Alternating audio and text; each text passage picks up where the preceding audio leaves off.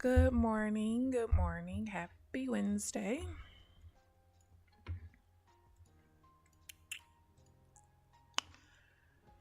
I hope you guys are having a good day so far. Not very much going on in the markets, but we're here. Let's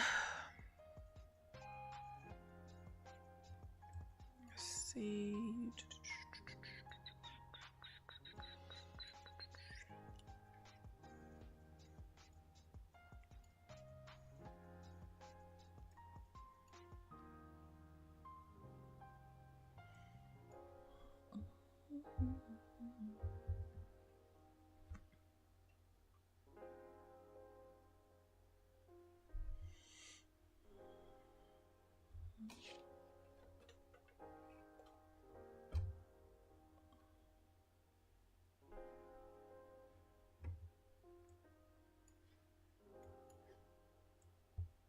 Good morning, Rio. How are you?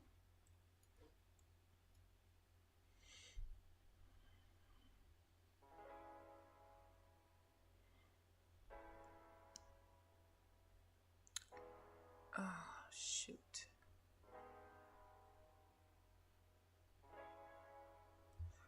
I forgot to change. All right, that's okay. How are you this morning?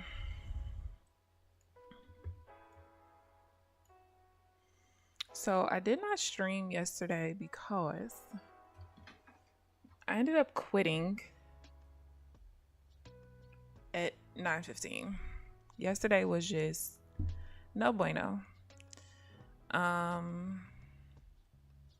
Maybe towards the end of the stream, I'll show you guys my account dashboard to show you how much I lost yesterday in the first 45 minutes. It's crazy because this weekend I finally started the back test that I should have did. What was that? I changed my Renko settings. I think it was January 25th. I should have done the back testing then, I know. But when you've spent so much time back testing, it's like, F that, I'm not doing it anymore. And that's what I've been saying. So I was like, you know what?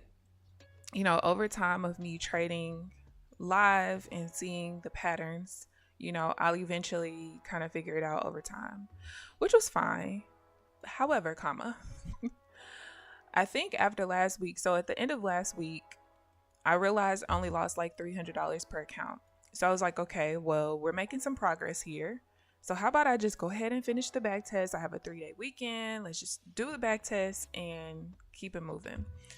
Well, I was supposed to finish the back testing on Monday, but my best friend was off work Monday, so we gamed most of the day. So I didn't start doing more of the back test until like late at night. So I got through quite a bit of data, but I didn't finish it the way that I wanted to. But I still felt pretty good going into Tuesday session. Baby, no. So I was having a lot of like laggy issues, but not like the issues that you guys see sometimes. Like it was extreme, but my data lag was not extreme. So I was like extra confused, like what the hell is going on? It was a lot of orange orders. I mean, it was just a lot going on, to be honest with you. But then on top of that, like the patterns were not normal. So like I said, I quit at 9:15, went about the rest of my day. But something told me to go check my online journal because I was like, this is like literally the worst day ever. And I feel like I just had a day like this last month. Let me go check. Well, the other day that was like this last month was the Tuesday after Martin Luther King Day. So basically my conclusion and what I realized is that I cannot trade the day after a holiday. And the reason why is because, okay, I'm with Rinkos, I'm trading pure price action, right? And I told you guys I'm trading like more volume based, which every time I take a sample size from different times of the year, whether it's summer, spring, winter, fall, my strategy should be okay, going throughout. Fine, cool. and I should have just taken that trade just now, but I would have had to break even right there. I really hope that it doesn't end up being a full win, but I think it might. Please come back up so I can feel better about missing it. I had my screen so zoomed out I didn't see it. Damn, that was a full win. But anyway, yeah, I just missed this sale.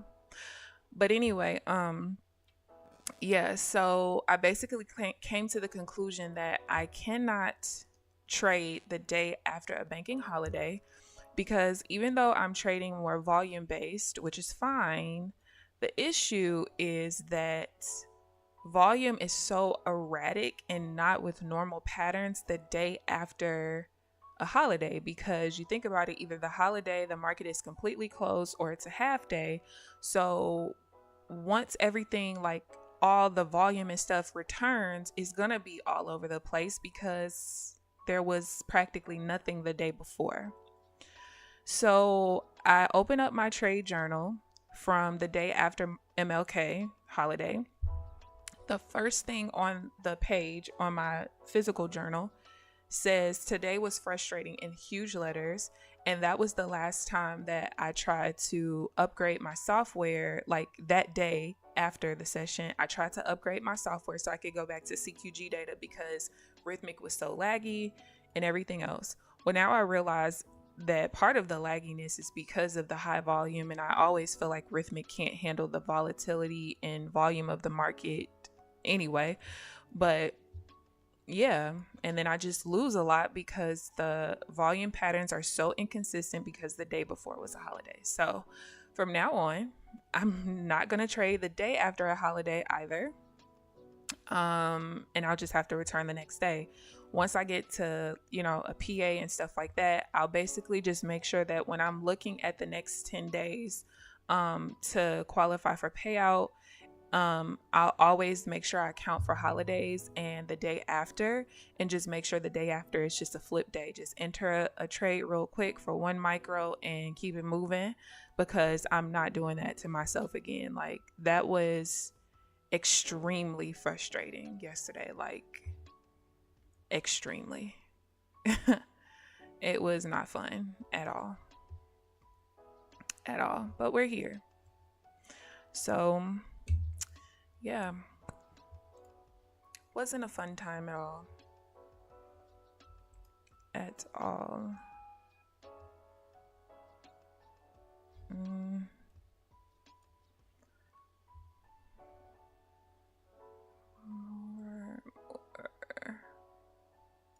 feel like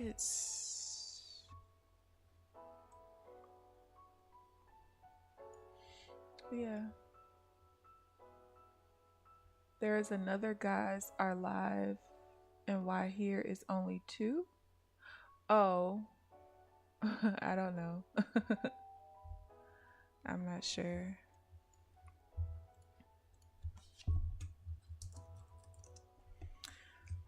So since I didn't, I guess, fully finish my back test, I know there's still gonna be some times where like my trades are not going the exact way I wanted to, but that's okay. So I don't know if that's gonna break even or not.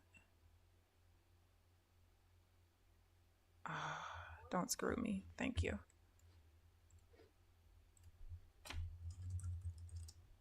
Seller pressure came in, so I went ahead and broke even there. So I'm probably going to try to finish my back test later today, since I did get a pretty good amount of sleep. And that way I'll feel completely confident going into tomorrow's session. But we'll see. We will see.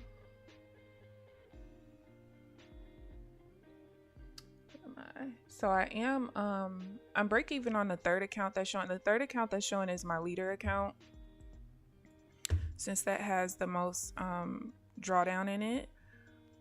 But I forgot to change my trade copier, excuse me, since I made that the leader account, so that's why I didn't copy to the other two, which I'm glad because it actually was a loss. Yeah.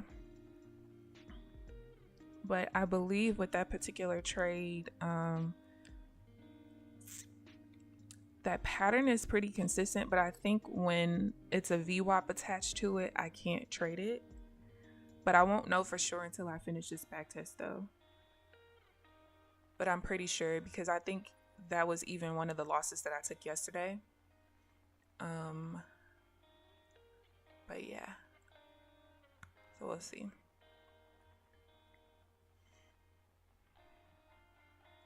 It's a lot of kind of choppiness right here.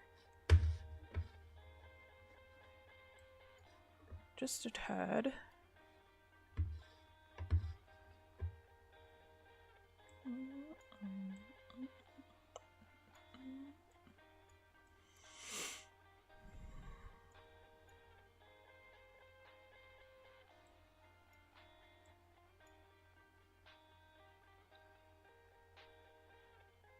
Rinko has some good qualities, such as it prevents noise. My challenge is seeing patterns. So, okay. So with the way that you normally trade, what patterns are you looking for? Because see, the biggest thing and why I switched to more volume-based trading is because, like, yeah, you could see the lower low or lower high to lower low to lower high and things like that, but not every time when it sets up is it going to be valid. So sometimes it might be a situation where, like, oh, do I want to take this?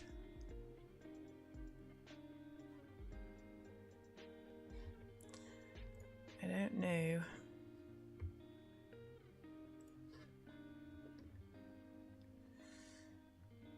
Yeah, I'm still like iffy with certain things, but so I use on NinjaTrader, I use like a half trend type of indicator to kind of at least give me direction at the time. But then also just trading with different support and resistance levels. Now, one thing that you could do, which I think is cool, if you don't want to strictly trade with Rinkos, because Rinkos is preventing noise, is let's say you trade ICT or something, or you like to trade pushes off of support and resistance levels, you could still mark up your charts based on, you know, your time-based charts, but then maybe enter off of the Rinkos. So like if you're looking for something specific at this particular level, cool, we'll go to your Rinkos and wait for the, you know, higher low to higher high to higher low pattern to enter off of that level or something like that. It's so many ways you could trade it. And, you know, the biggest issue is there's not a whole lot of information out there because not a lot of people trade Rinkos, which kind of sucks. Because I was looking at, you know, the other day, I was looking at different strategies and stuff on YouTube for Rinkos. I was just searching stuff, not really to trade that way, but just to see what's out there. There's really not a lot at all. And most of them were trading on Forex, which could be a little different. But yeah, there's not a lot there. And then a lot of them use like a, what do you call it? It's like a 1-to-1 brick size where every brick is like a certain number of ticks. It's a lot different than this. If I can, let me see if I can bring up a chart so I could show you. They'll do like, hopefully this shows correctly. Oh, it does. So some people trade with it like this, which I don't like the way this looks. I like the smoother patterns. But some people will trade with the smooth patterns on one side and then trade with this pattern on the other. Because when you have the bricks like literally equal like this, you can see when prices just consolidating back and forth because each brick will literally be sitting next to each other. So yeah, some people do that. It's not my personal preference, but it is an easy way to see when the market's consolidating a little bit though. But then as you can see on the smoother patterns, it doesn't show any consolidation at all because all of this happened in this same little candle. It just made a outside bar basically. So to me, you just kind of have to find the setting that looks the way that you want and gives you the results that you're looking for. But like I said, I think that a 20-in-1 looks great on the NQ, on the Nasdaq or whatever. I did play around with a 24-in-1 this weekend. I looked at a 16-in-1. Definitely do not like a 16-in-1. A 12-in-1 looks decent. And it also depends on how many ticks you're looking to go for too, because that's important as well.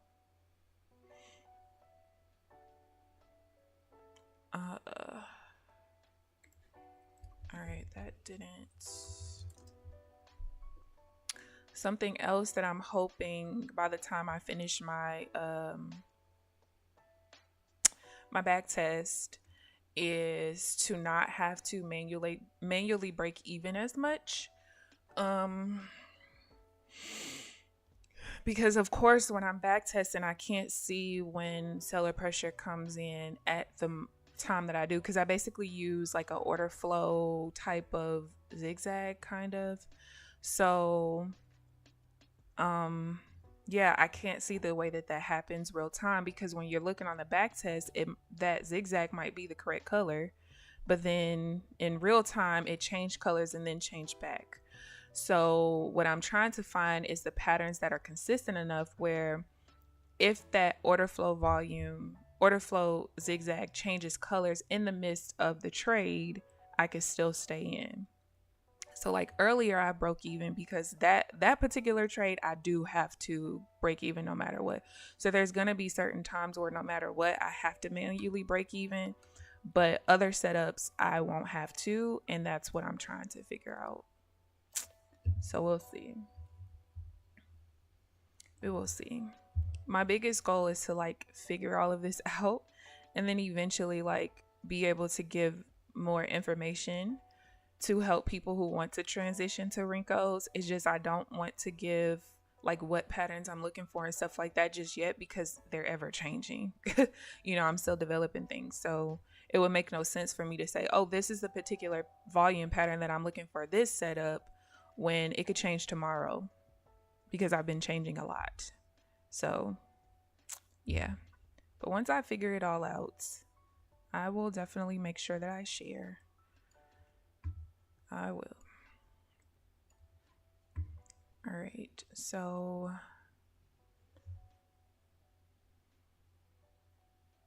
one bar pullback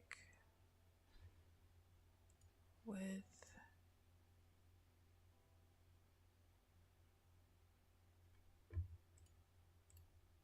all right, so I would have broken even on that.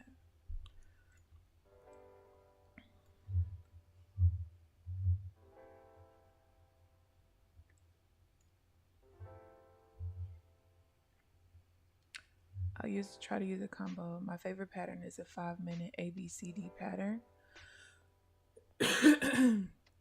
Yeah, so maybe when you're on the 5-minute and you see the ABCD pattern, you know, when you're going for the entry after you see the pattern, maybe looking on the Renko for the higher high, higher low for the buy, and then the lower high, lower low, or lower low, lower high for the sell.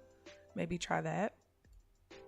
You've been trading terrible since Friday. I gotta get myself back on track. I did see that you messaged me. I'll hit you back after the stream. I went to bed so early last night. So early. And I had the kids yesterday. They're not here today.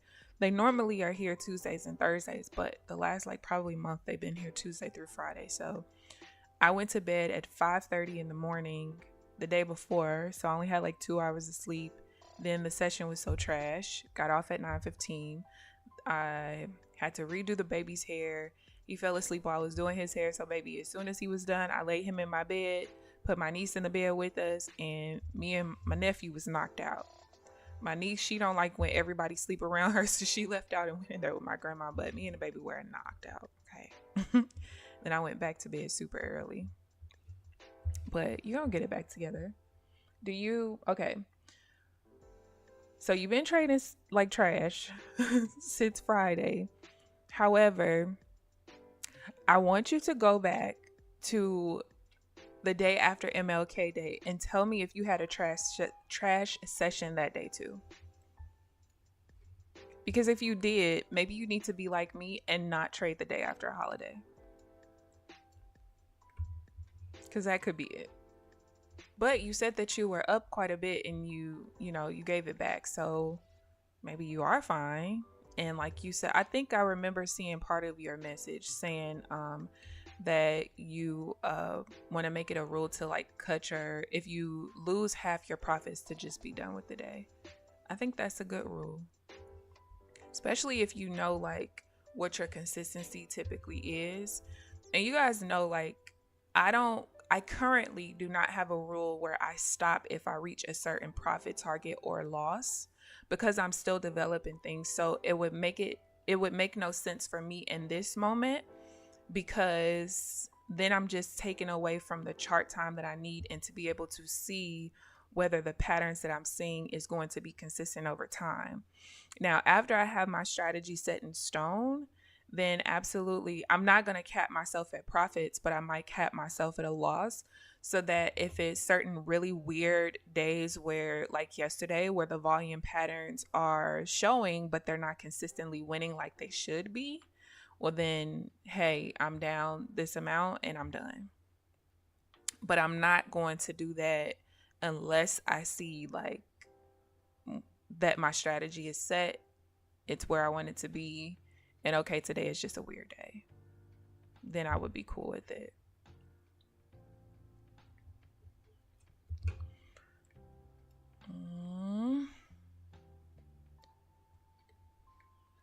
Alt inside.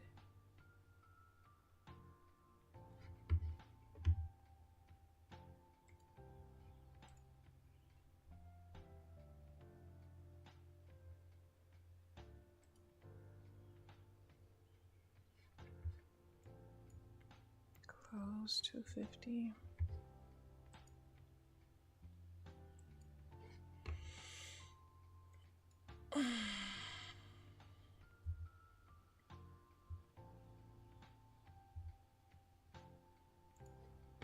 I can't do that because we just, all right. So another thing that I discovered is that there's only one setup out of 1, 2, 3, 4, 5, 6. I think I have 7 setups. There's only one setup now where I can actually trade going back to the VWAP. The VWAP did not used to cause me problems when I traded on the 20 and 2 chart. And I feel like maybe it's because each brick was 2 ticks. And so when the patterns were setting up, it was a little bit stronger of a move technically than with each brick being 1 tick. So yeah, I can't trade going back to the VWAP. Whether it's the middle line or one of the standard deviation lines, I can only do it on one particular setup. That's something that I noticed in this back test that I started with the 20 and 1 brick size. And it's been other things that I basically discovered. And this is why I needed to do the back test, but I was just lazy, okay? But I feel like the better I'm getting by a week. Last week was like one of my best weeks because I didn't lose that much money per account. So that was a win for me. So that just inspired me to just go ahead and finish the freaking back test. Did. I don't have my PA then. I don't manually log the trade with Evals, so the data is gone on Trade Today. Got you. Got you, got you. Yeah, when I looked, I was like, oh, so that's what that looked like on that day. I was like so frustrated because I just knew, I was like, yo, something is wrong. Something is so wrong and I can't figure it out. I mean, it was like yesterday was so terrible. I've had losing days like that before, but it took the whole session, not the first 45 minutes. The first 45 minutes. That was rough. That was very rough. And then something else that I also realized, and it's so weird because when I went back to, like I said, the day after Martin Luther King Day, and I looked in my trading journal from that day, something that I've been keeping in the back of my mind, but I stopped trading this way. I don't know why. I basically realized that like there's another consistent pattern that I see that I've essentially been losing on, but I wasn't really paying attention. And so when I started doing the back test, I was like, I think this is a problem. And so I started to like put it in the notes of the back test, and come to find out that has been the problem. So yeah, but that's what chart time is all about. It just takes time to see certain things because the market is moving different every day. Still consistent patterns for me on the Rincos, but you know, it just moves different. It's all you got to control your emotions. Yeah, which is very hard to do. It's money on the line. You want to reach a certain level of success so you can stop having to work a job that you're not the most fond of. And even if you love your job, nothing beats freedom and being able to do whatever you want. So, you know that you're being kept from even that. So your emotions can definitely get the best of you. For sure. Not being able to be patient. That's some people's problem too. I wrote down, the rotation. Because, where is...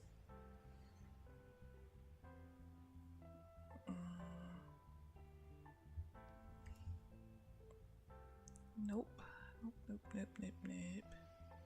Alright.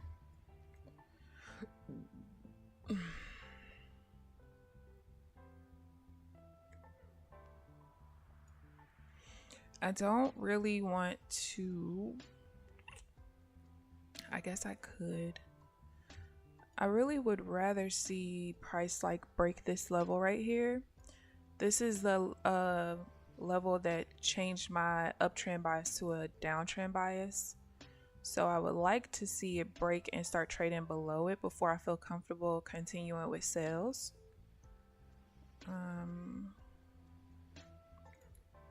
There's like two levels. It's both of those. So we've kind of cleared the first one. But I want to see us clear this one. Or as long as, if I have a setup, if we rotate over this level, I'm fine. But I don't want to see the entry be above that level. Because in order for me to like validate that it's really a downtrend, at least in this moment, is if we trade below it, not above it. All right, so it looks like we're clearing now. I should change my name to that Rinko girl. Rinko Trader. Hi, Lamine. Good morning. Your issue is holding the trade longer. So are you holding it too long, or you're cutting yourself too short? And are you typically like, do you typically swing trade or like an intraday swing? Is that how you're typically trading? See, my issue is I don't want to hold it long at all. At all. Let's see. 67.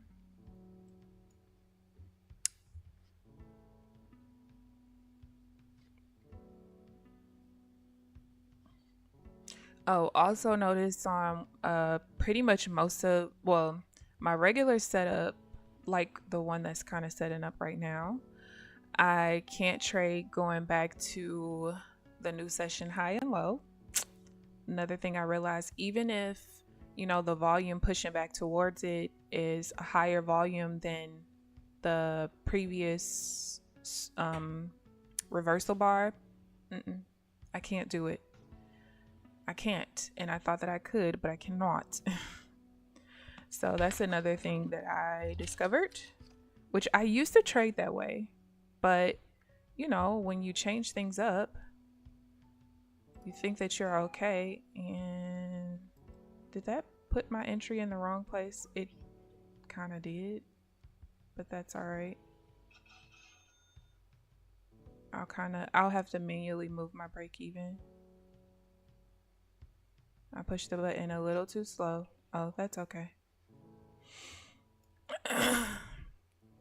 Yeah, my entry was definitely off. Close. My entry, oh, it just by a tick. I thought it was off by more than that, but it was just a tick. Good morning, Granny. So just simple divergence, the double bottom divergence. Can't take all of them, but that one in particular was what it needed to be.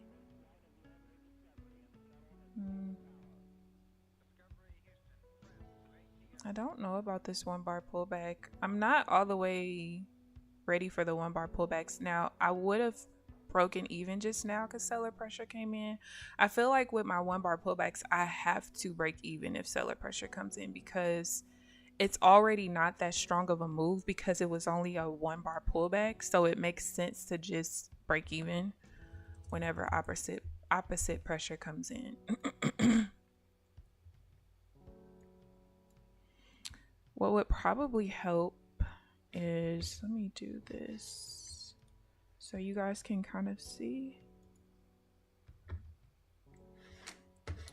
Give me a second. Oh, but that's gonna mess it up. Maybe I'll do it on the next stream because that would mess that up.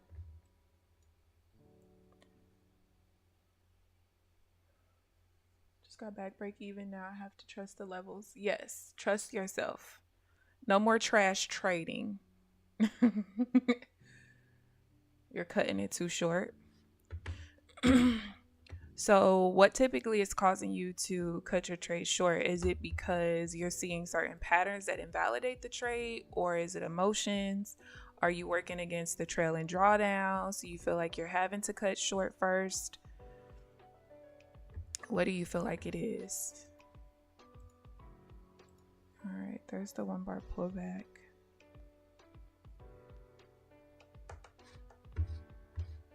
And actually I am, so the highs and lows of these bars are about to screw up because I'm gonna put the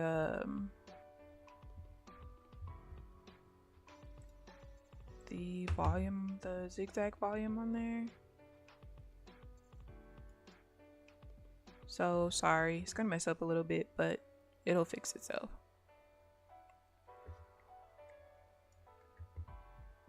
It will fix itself. So another thing I can't do anymore. So I wasn't really taking like divergence trades with the 1 bar pullback, but I also no longer like the second trade after a 1 bar pullback.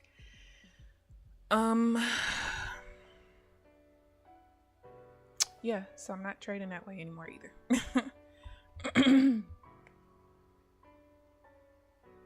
So it's just certain things. And this is why I needed to do the back test. But you know, when you're lazy, you're lazy. On the way. I have water being delivered today, so why does it keep kicking me out? Oh.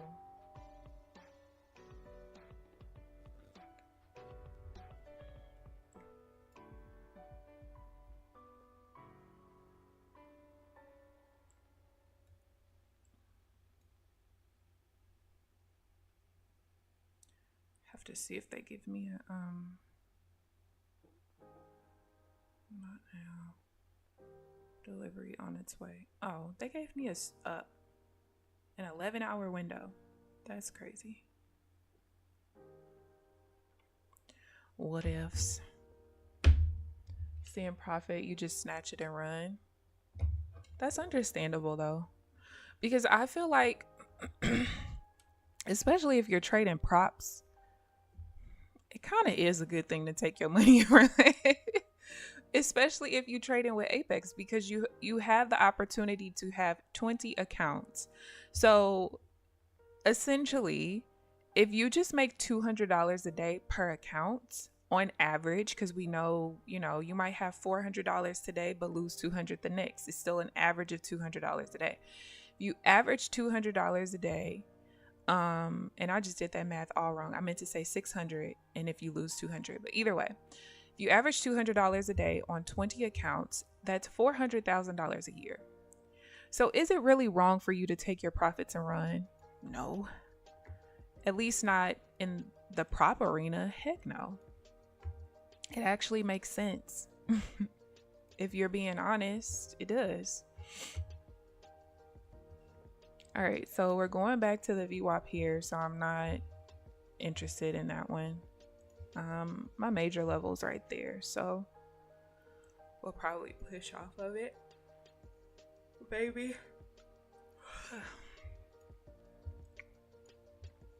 Or we can come down and go back up. So we'll see.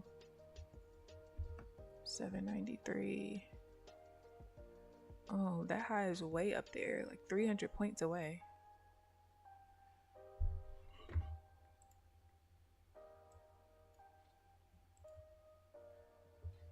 All right.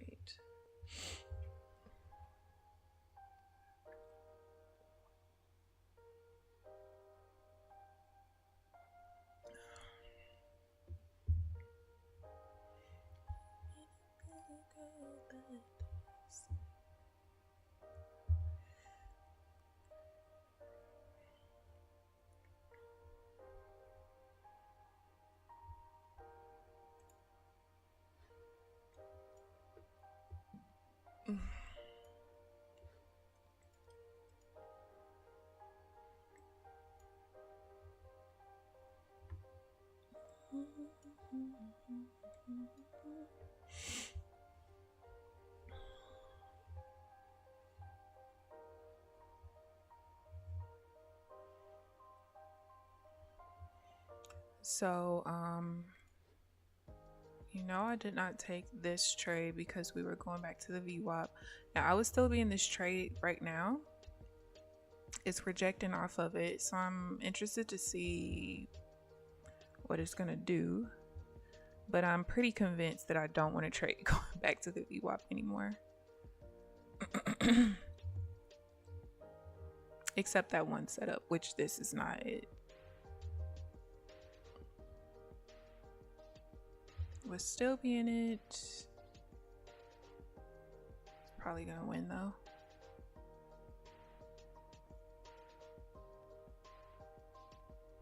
Of course.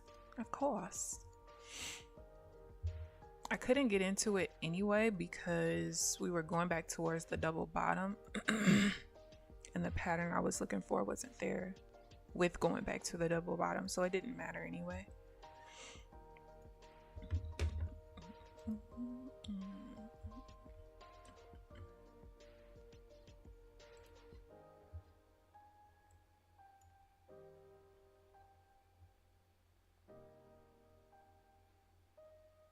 Wait for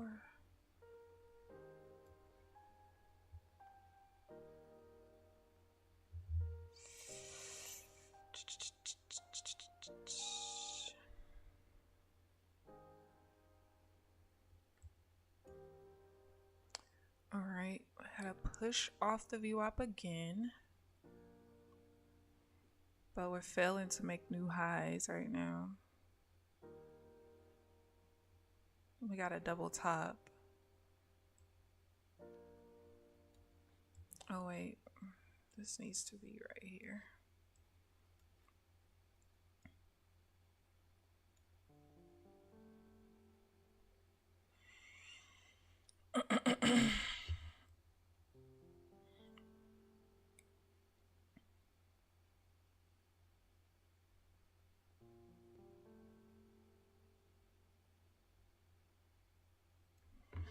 Right here is a support level that became resistance once we started trading below it, but we're starting to push back above it.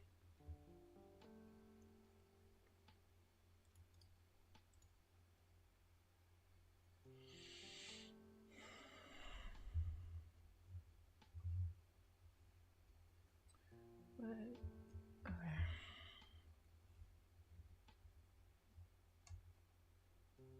I have to remember there's one trade I missed. Okay.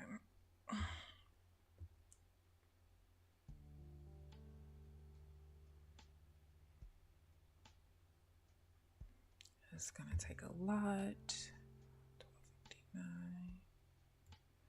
12:59. Where is so Rio? One thing I will tell you with trading on Rincos, this is a pattern I can tell you that I look for consistently, no matter what, even with me changing Rinco settings. Is if you're ever trading going back to a double top or double bottom, you want the volume in the reversal bar to be more than the volume of the double top or double bottom. So like for instance, with this double bottom right here, right?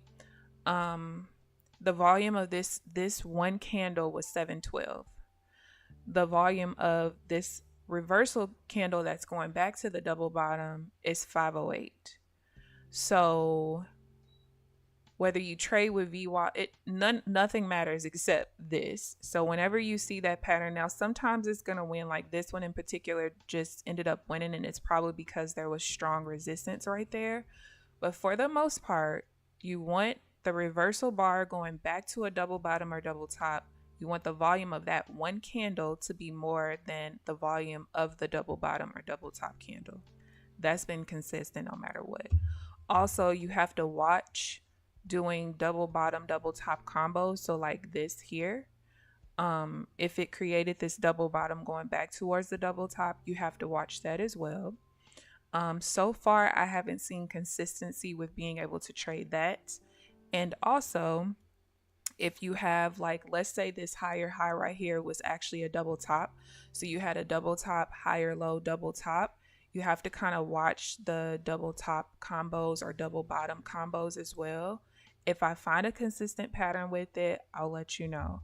But for now, you probably want to stay away from that as well. And also, it could depend on your Rinco settings. But at least on a 20 in 1 chart, you definitely want to watch it.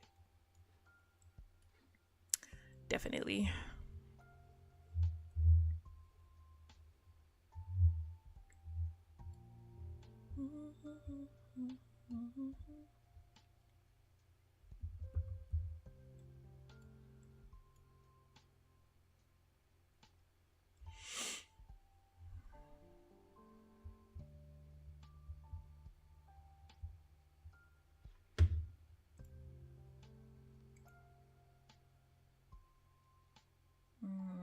I could.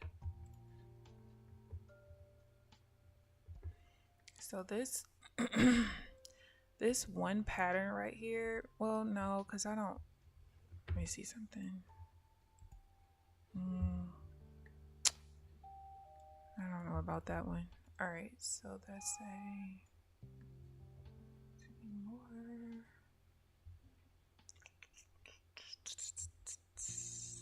Not even 10 o'clock yet. I feel like I've been on the charts forever.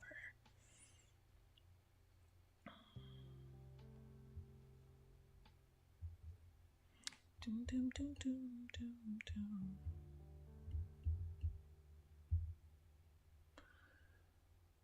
Now I'm back red, but I fat fingered into the tray, so you gotta eat that, sir. Sir, what did you fat finger a market order? You didn't lose too much, did you? Did you at least get out right away? 71.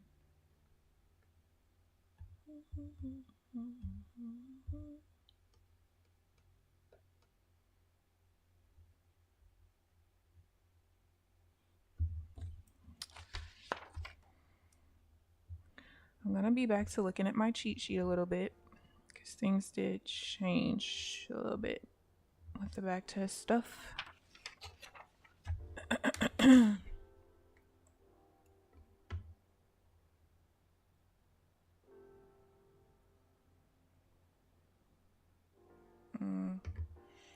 don't really want to. I don't know if. Wait a minute. 60. Oh, I'm not going to take that anyway. It would need to pull back a little bit more. But either way, I don't think I want to take it because we didn't clear this low right here. And the entry, as you can see, would be above that low. So I think I would prefer to stay out of it. It might just push up from here. Who knows? But that comes down and the pattern I'm looking for is there. I don't think I'm going to take it. Only because we didn't clear that low.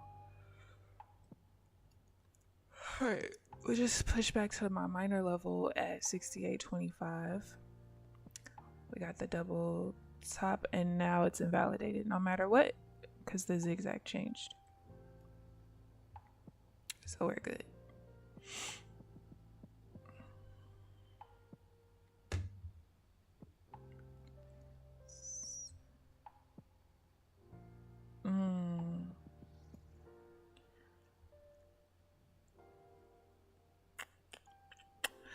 I think I was safe to take this. Pretty sure. There was like a sell rotation level right here. But I have to watch those sometimes because it was created off of an outside bar.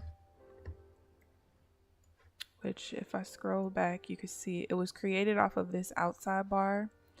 So I have to finish looking at that with my back testing too, because I think, so I didn't want to take the buy because we were going back towards the sell rotation level, which essentially if price stays below, then it's like confirming the sell essentially.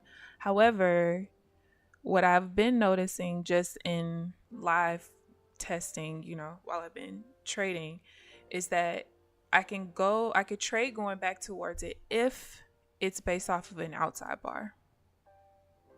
Only then though. So that'll just be something that I have to continue to look at, but more than likely I'll be cool with it.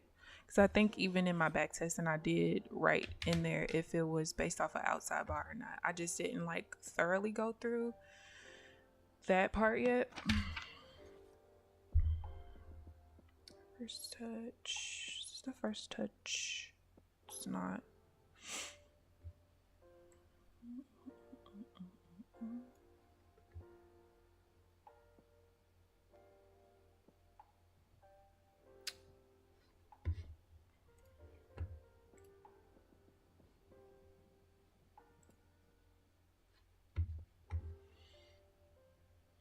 You're welcome, Rio.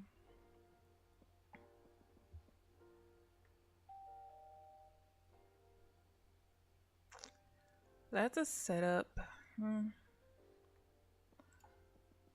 I didn't take it for a reason, but let's just see what happens. Yeah, I would have lost. And I didn't take it because of this. There's a resistance level there. This was a pullback to my major level. I'm not all the way comfortable with those just yet.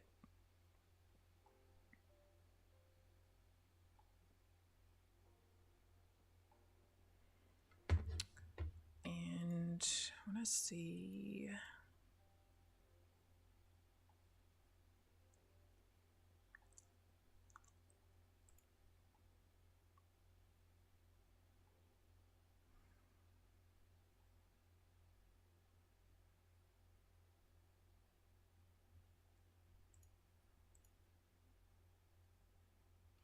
Yeah, I have a very good reason why.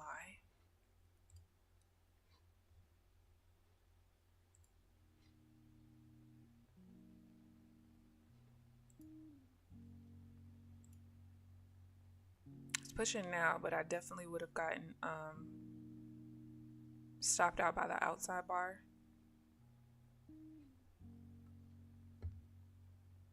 Oh, here we go.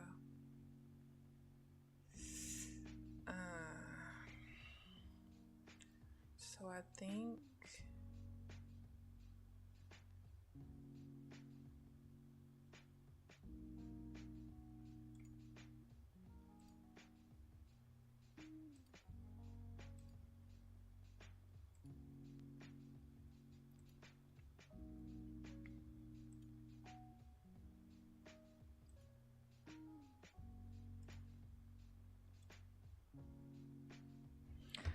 let's see. I need to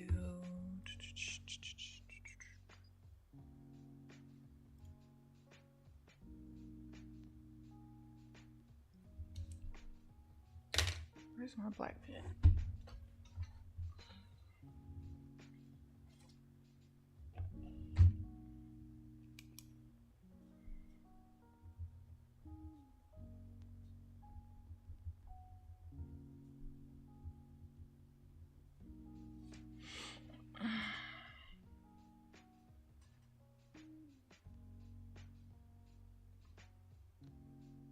Trying to think about why that even makes sense.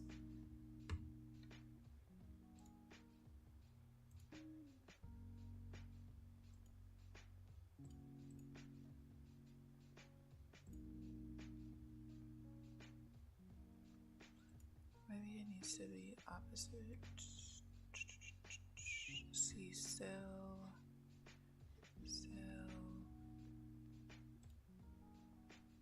Ah, that's what it is.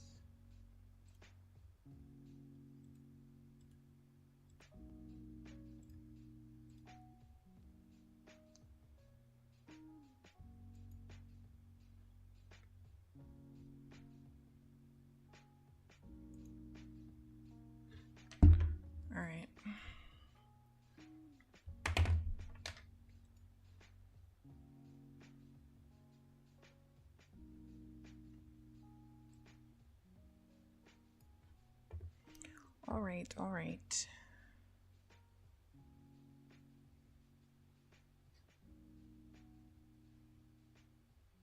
Yes, no.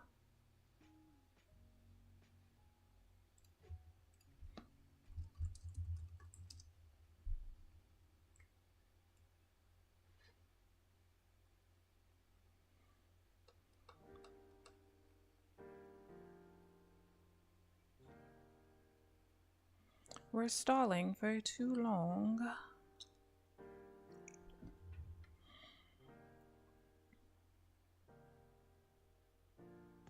Couldn't clear the VWAP, at least not yet.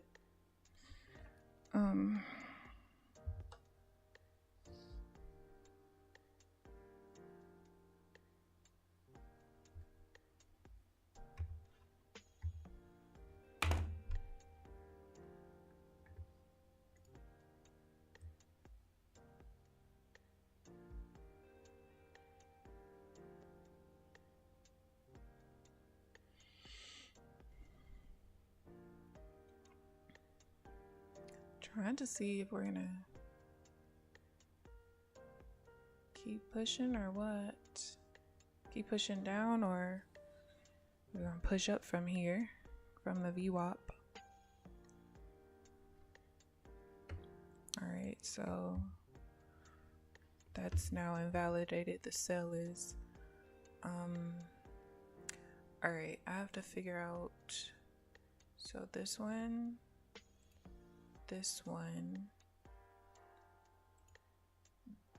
Okay, so I figured it out. Okay, so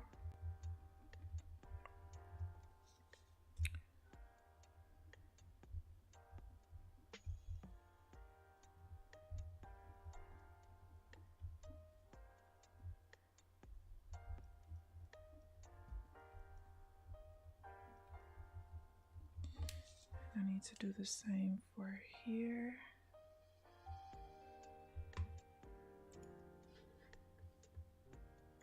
Can't take the buy. We might have a little bit of consolidation leading up to 10 o'clock. It's just a lot going on in this little area. I have like multiple levels all in the same spot. And then you have the VWAP there. So all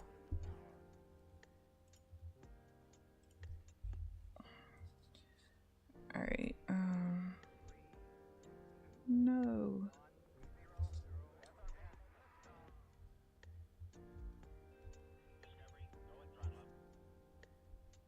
That makes sense because that was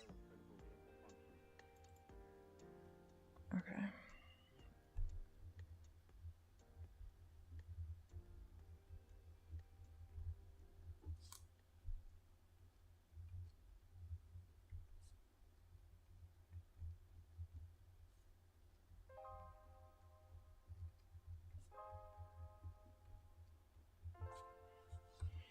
All right.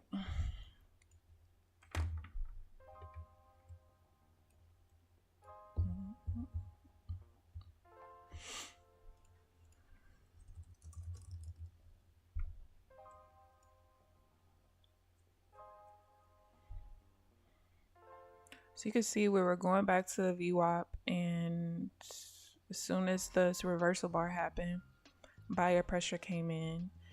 Now this was a pullback to my major level. If that's not one of the setup, that's not the one setup I could go back to the VWAP, and you can see that trade would have lost. So yeah, I think me avoiding going back to the VWAP is going to help me long term and short term as well. Because I think almost every time it went back to the VWAP today, except once, it lost.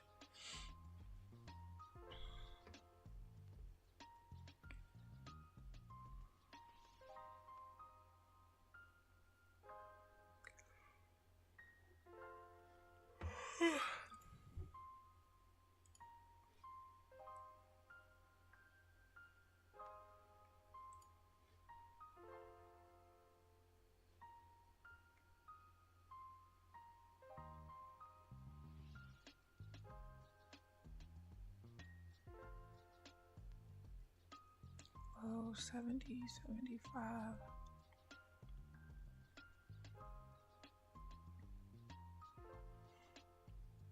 That one didn't touch the VWAP. Still pull back to the same level.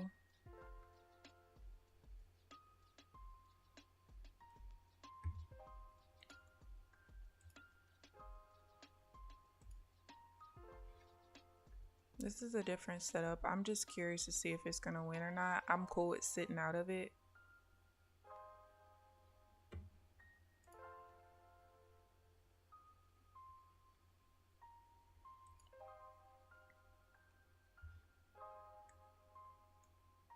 All right, right there is when it would have set the break even. Let's see if it pulls back to the entry or if it's a full win. There's the pullback to, yeah, so that one would have broken even. Cool.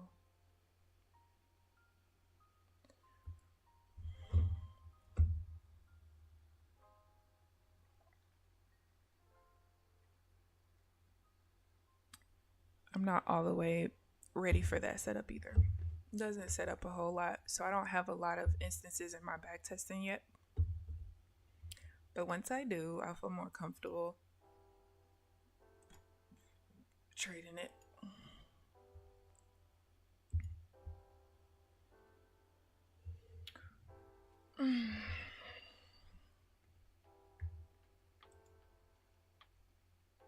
Got some of my drawdown back from yesterday. Yesterday was, oh God, it was a bloodbath.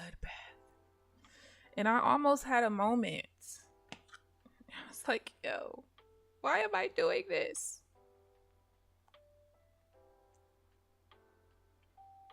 But I have to remember to keep my eyes on the prize.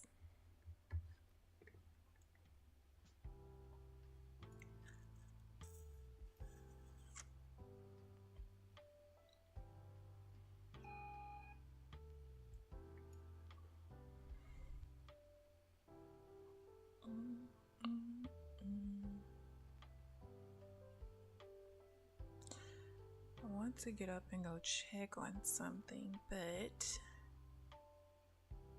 I don't want to miss anything.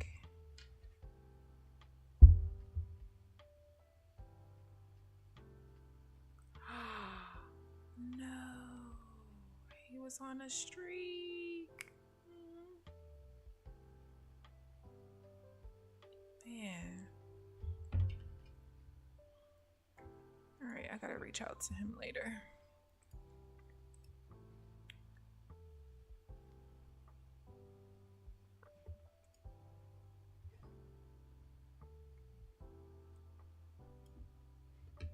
Dang, he was on a streak.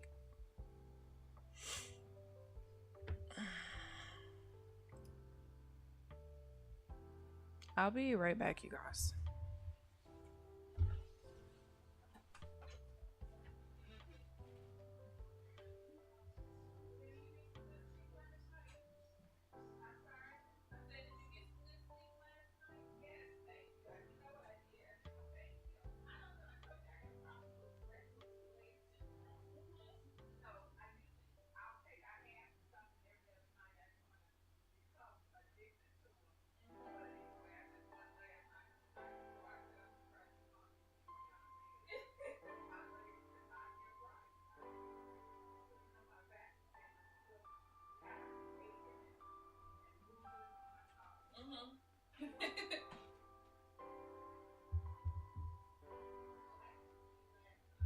Amazing.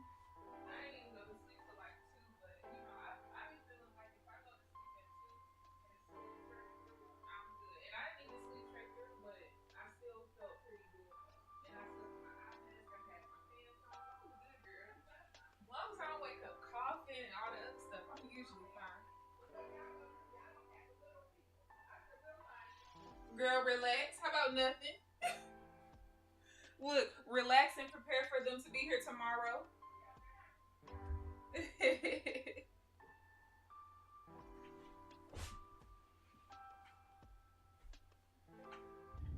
Alright, let's see.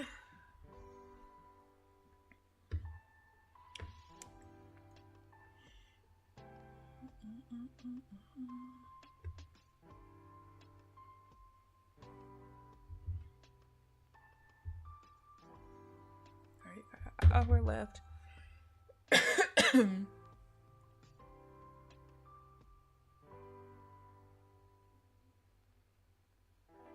I'm gonna put on a hoodie.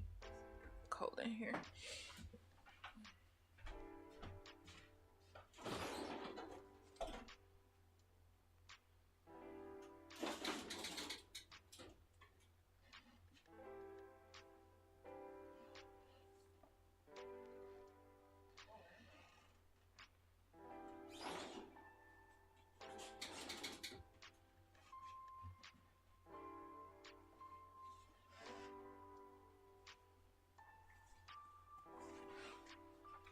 Or a shirt.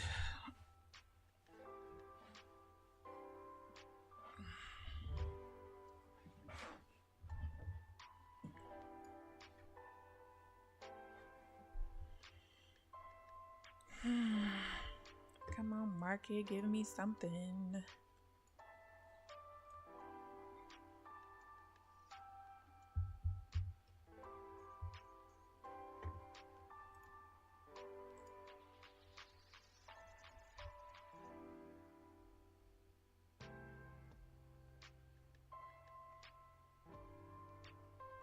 Oh, that's why.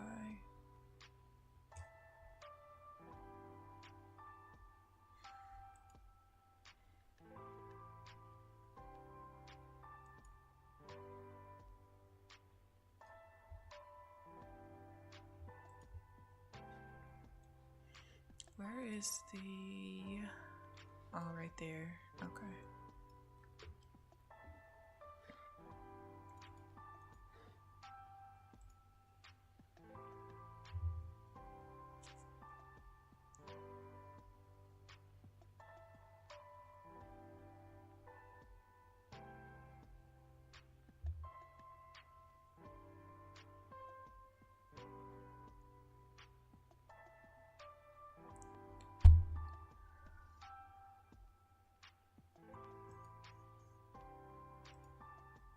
Wait, why do I? It's backwards.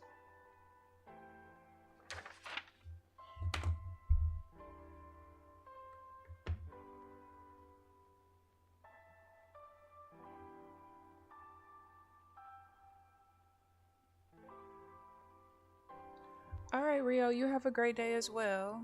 I'll definitely be here tomorrow. For sure. Enjoy the rest of your day.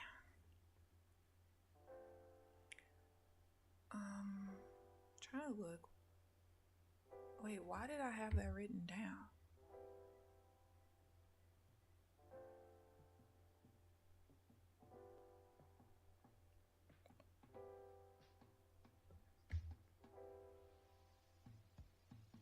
It doesn't make sense. What? Why did I write that? All right. I gotta look at something.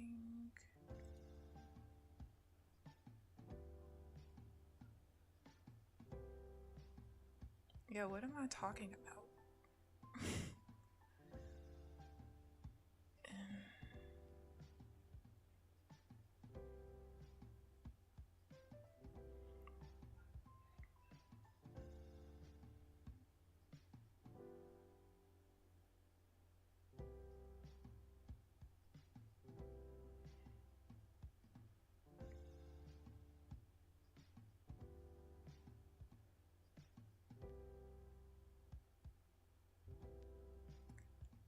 I don't know why I put that. Because it really doesn't make sense. Maybe with this one. Maybe that's the problem.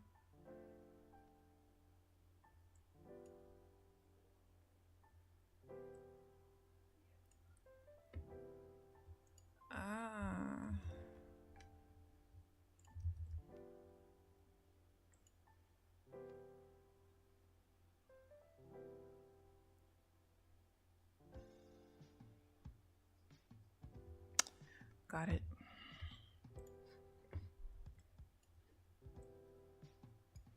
Got it.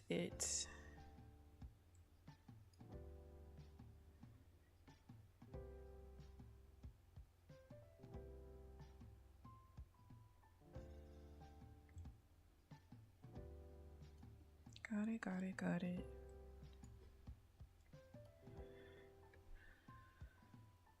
Okay, so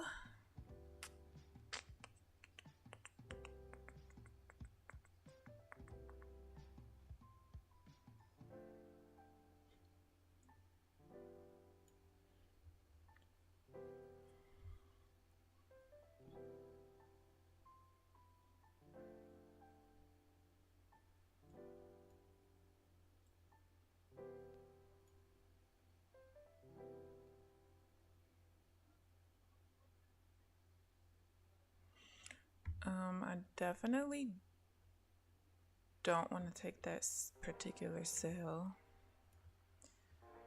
Let's see. Where's my...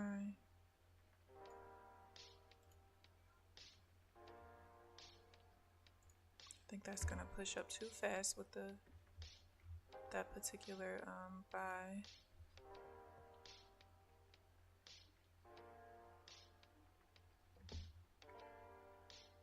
Maybe not. Yeah. Push up too fast.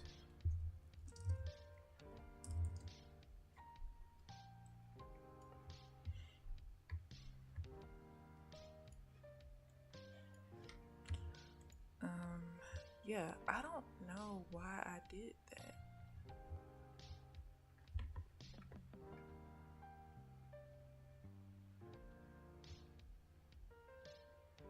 Regular. Inside.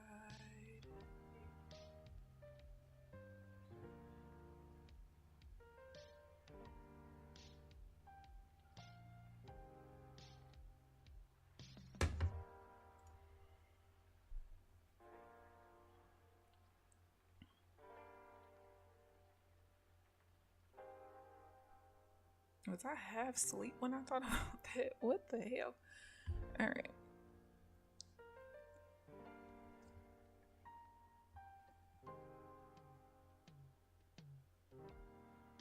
That's fine.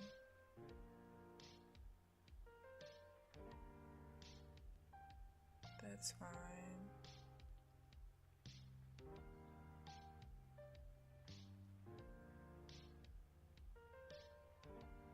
That's not. That's fine. Okay, so it's really only this one.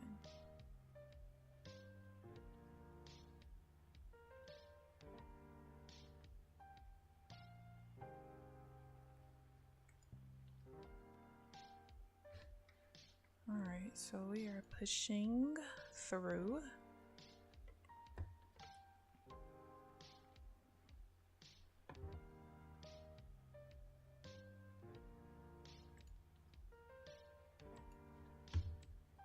So next level I need to pay attention to how it reacts here.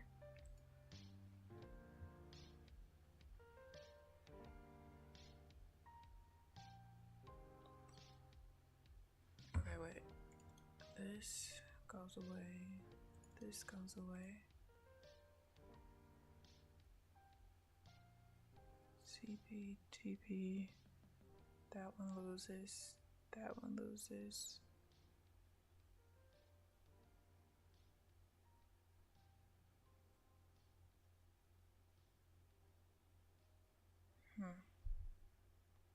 I think I was looking at that wrong.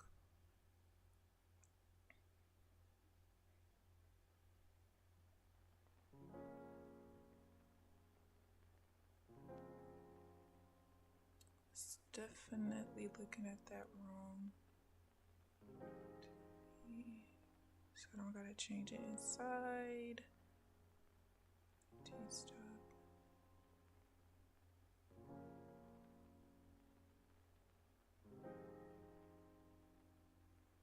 Yeah, I gotta look at that more.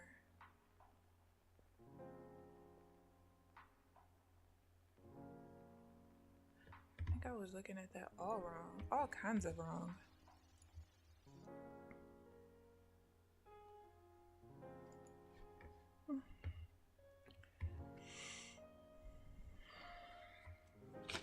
Need to make note of that.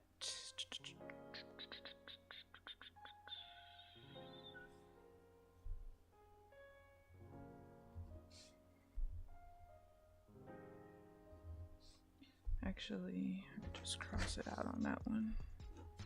This one too. All right, so I'm officially in an uptrend bias now. As of like right here. Both the levels that changed it to an uptrend are there. So sometimes after it clears the first level, it'll just like consolidate and then push back down. And then other times, like now, it clears the second level. So now I'm kind of clear to trade.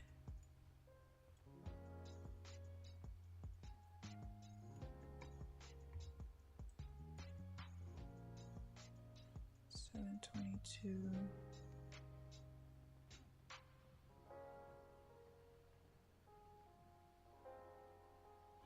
Oh, yeah, that was wrong.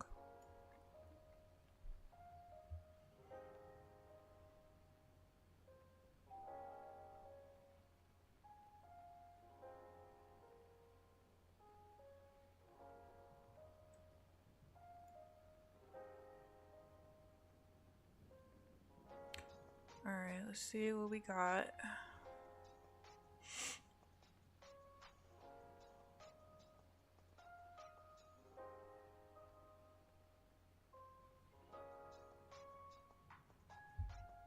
Oh wait, please don't be too loud.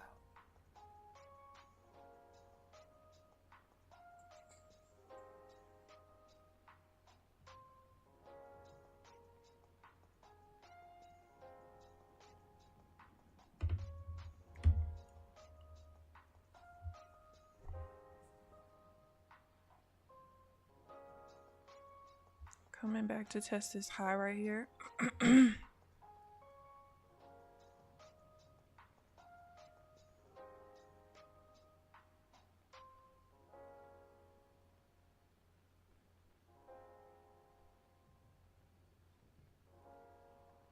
right.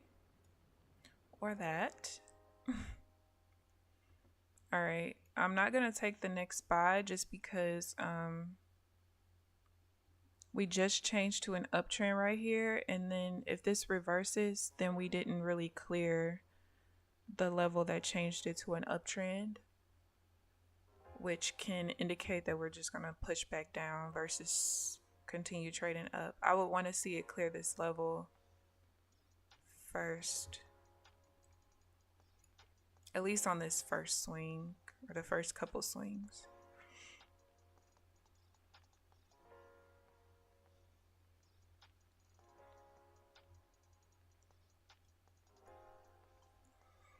What was my last trade?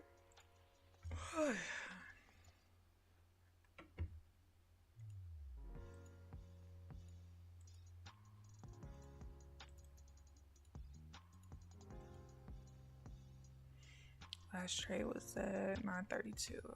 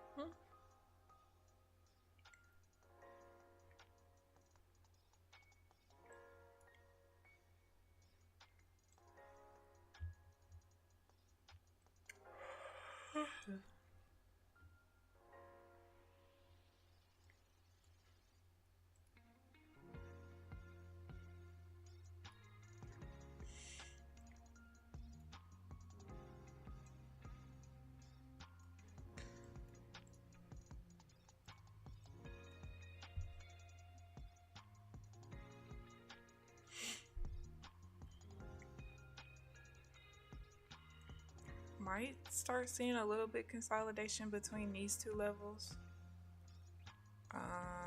Or it could just push up and just actually clear here, which is what I would prefer to see.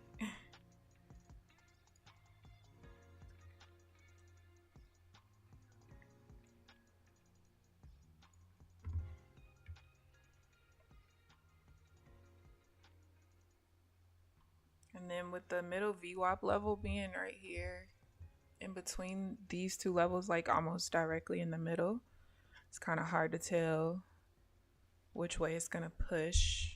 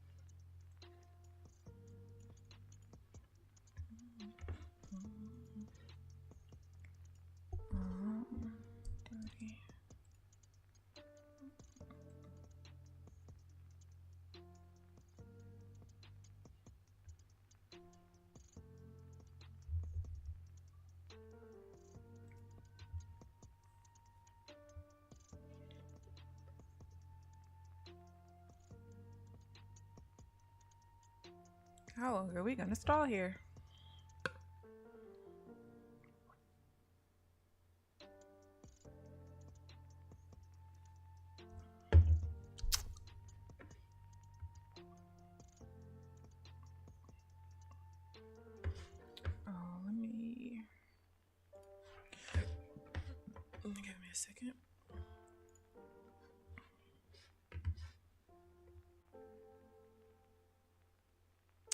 put it on the right screen. Finally. I want to that.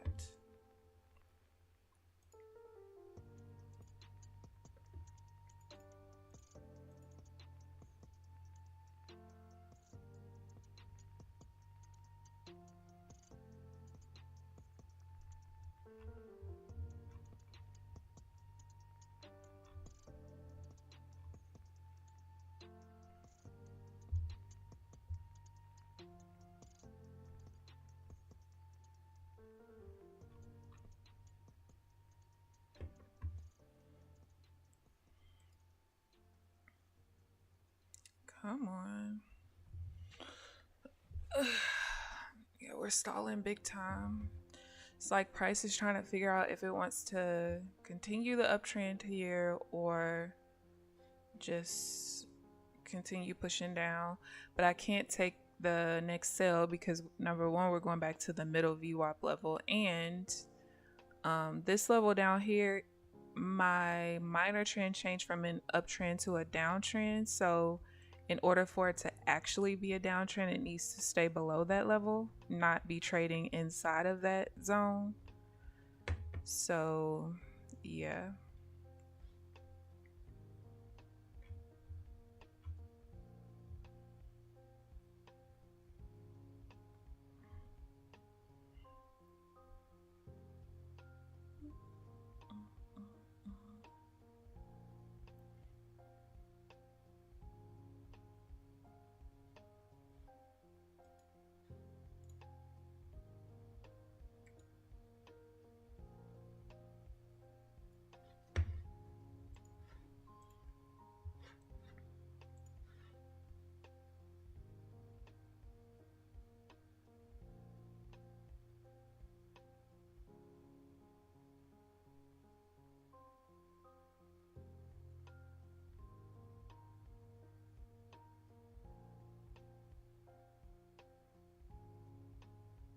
Not gobbledygook. Next one is just NinjaTrader and just run you through some updates. Alright, so we got a little push down. I can't take the next buy.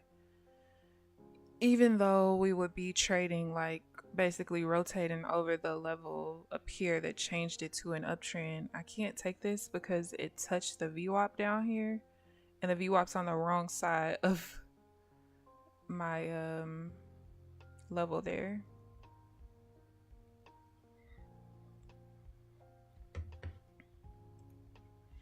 I want to see it on the other side. Like I wanted to see the VWAP like up here somewhere for me to be able to take the buy. Because with it being down here is basically like, oh, if this was to reverse up, oh, I just stopped the trend temporarily. You think it's going up, but it's really not, and then it just continues down. So I'm gonna sit out of the next buy. The Apex one, if you use the rhythmic phone app, so I was going for as possible. So I'm gonna turn the shop down, but I'm just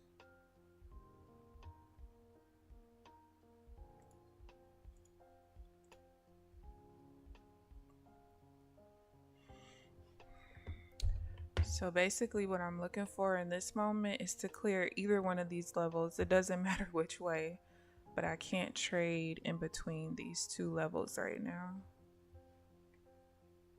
Try to catch.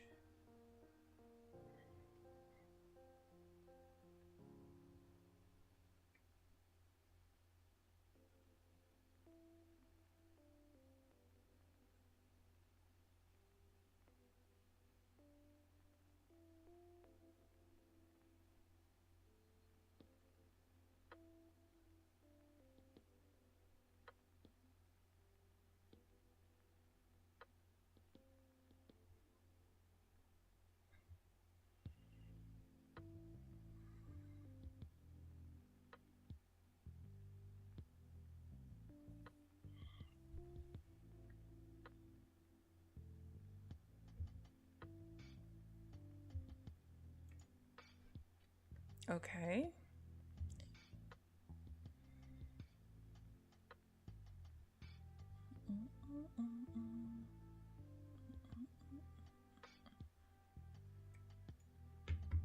Yeah, so it looks like our attempt to change to an uptrend failed. We created the lower high off of the level and pushed down. And the second level that changed it to an uptrend is there, so we're trading below both of them at this point.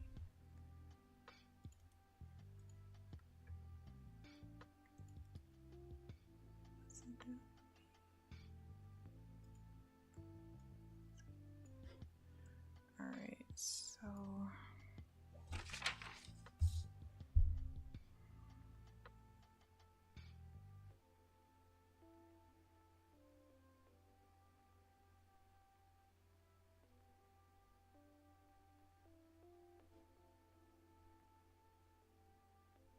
okay, that just invalidated that buy.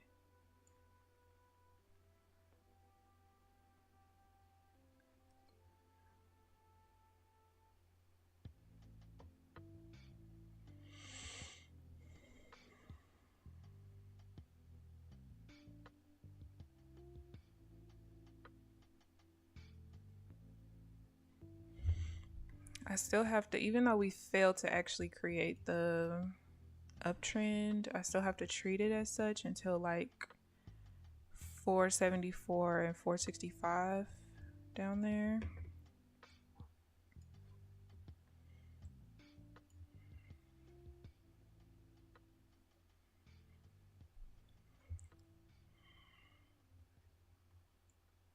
All right, that's a first touch, but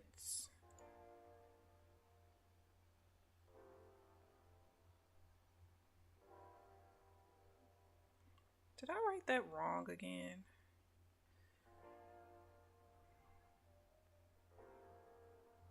I think it's supposed to be, oh God.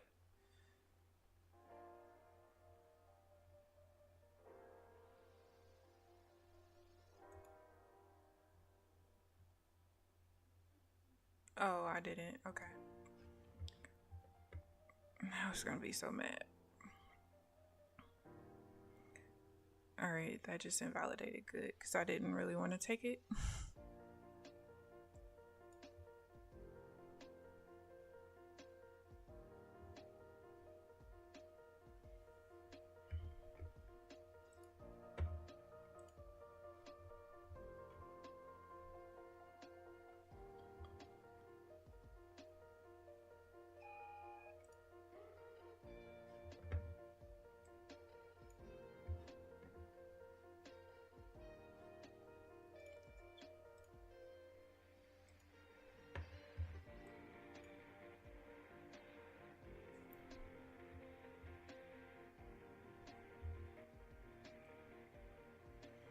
Let's see which way we're gonna go. We just pull back to my major level. So we could just push up here and then finally create the stay above for the uptrend. Or we could fail to push here and just keep pushing down. I got 30 minutes left. I don't know if volume is gonna be high enough for me to get another trading.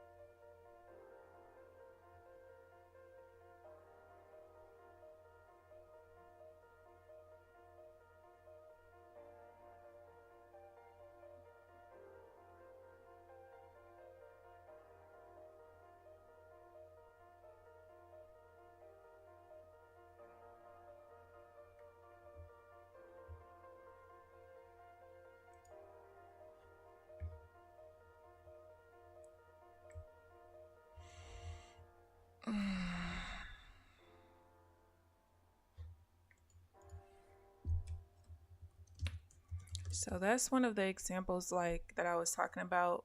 So if you notice, the zigzag changed to green until it got like down here, then it changed back to red.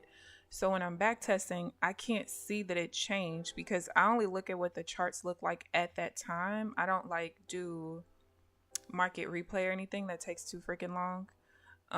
So that's like the only thing that I use that could repaint, I guess you could say. Um, and that's why I'm trying to figure out what patterns I'm looking for that I don't have to worry about it repainting. Now, that particular one, I sat out of it for a reason, but with this particular setup, I would have broken even no matter what. Yeah, it would have been break even in either way because I would have broken even when the zigzag changed to green for that particular setup. Why am I sleepy? I got way more than enough sleep. I think I'm just bored the market. But we're green, so I'll take a green boring day than a red crazy day.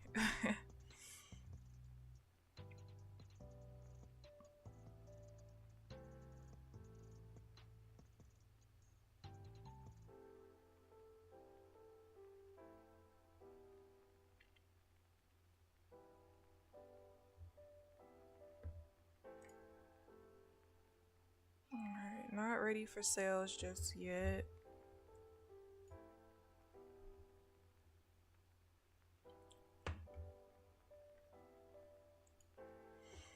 Not yet.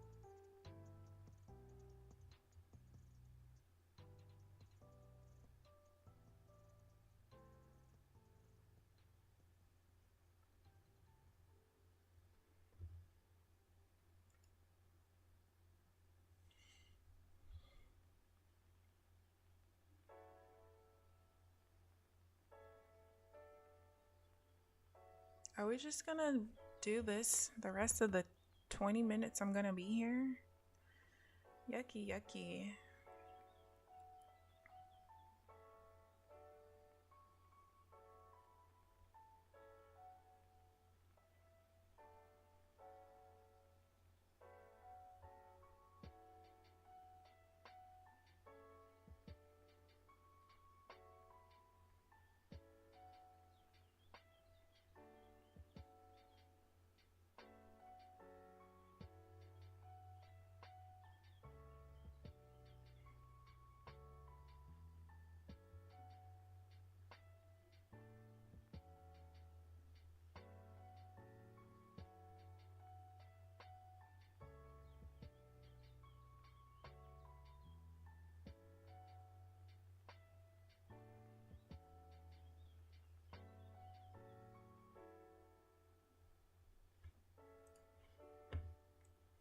All right.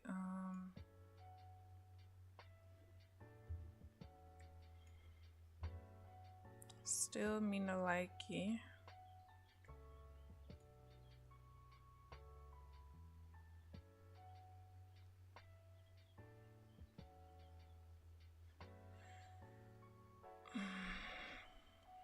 $419,385.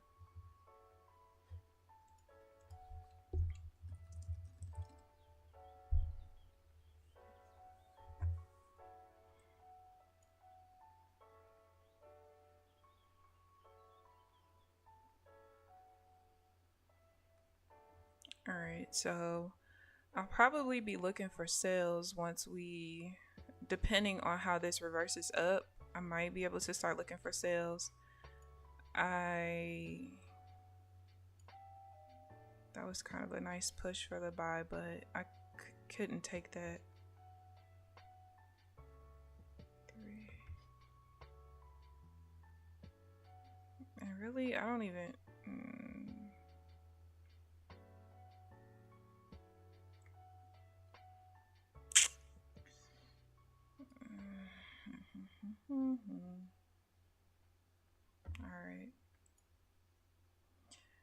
All right, we changed to a green zigzag, so no sell here. I was questioning whether I wanted to get into it if it reversed before it changed to green, so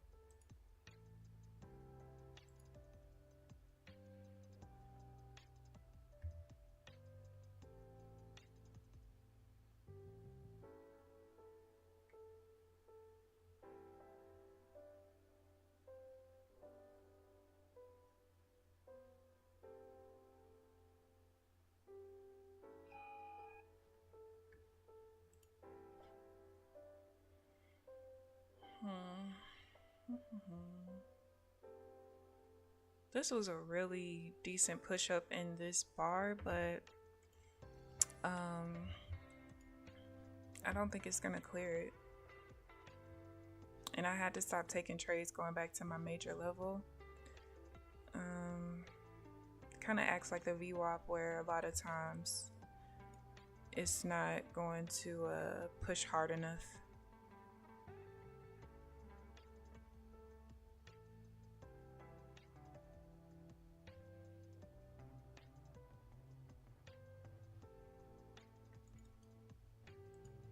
Oh shoot, I removed them.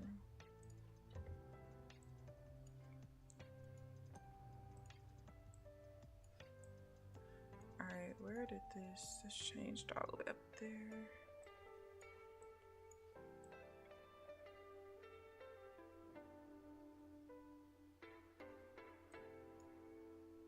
Did we still touch that? We did.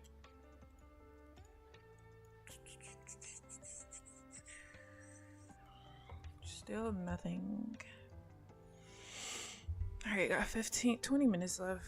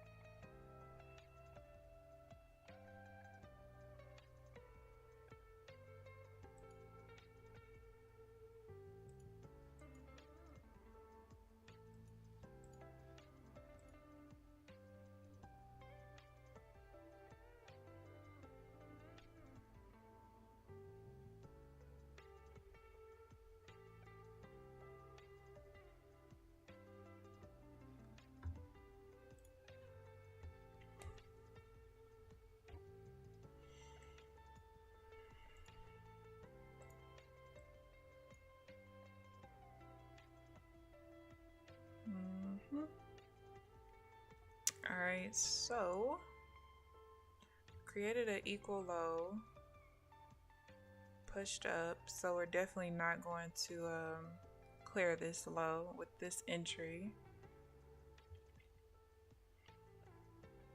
And I would need for it to stall longer here anyway. I'm not going to take it even if it sets up properly, just because when I was backtesting, I think I only paid attention a couple of times to whether or not it broke through a lower high or not.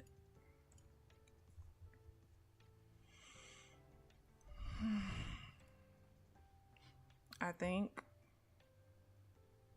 Let's see. I remember typing it in at some point.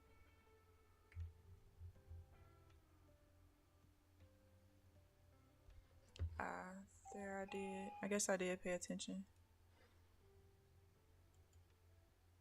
But it wasn't the pattern I was looking for, so. And that didn't set up anyway. Cool.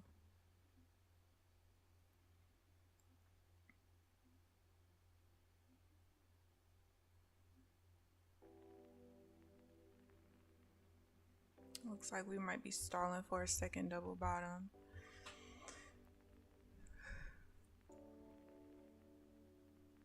This combo sets up quite a bit throughout each week.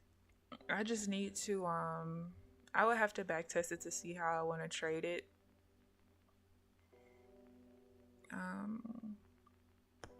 So until I do, I'm gonna continue staying away. I know I would never do like a double bottom, double top sell or anything like that, but I feel like the double bottoms should be tradable. I just gotta figure out how. Hesitate to take a, should you take a, hey, yeah, stop yelling at me. Should you take a Renko flip once the downtrend is established?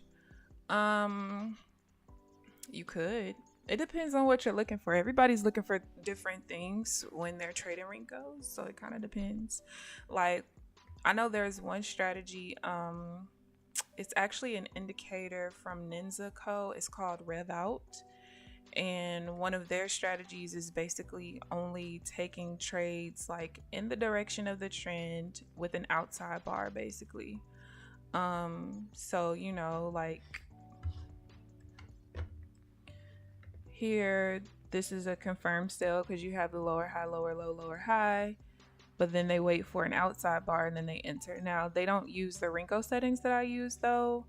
I forget what setting they had in those videos, but yeah, that's something that they do. So for them, even though it's a clear downtrend in the moment, it's confirmed by an outside bar. And typically for me, an outside bar is what stops me out. So, excuse me.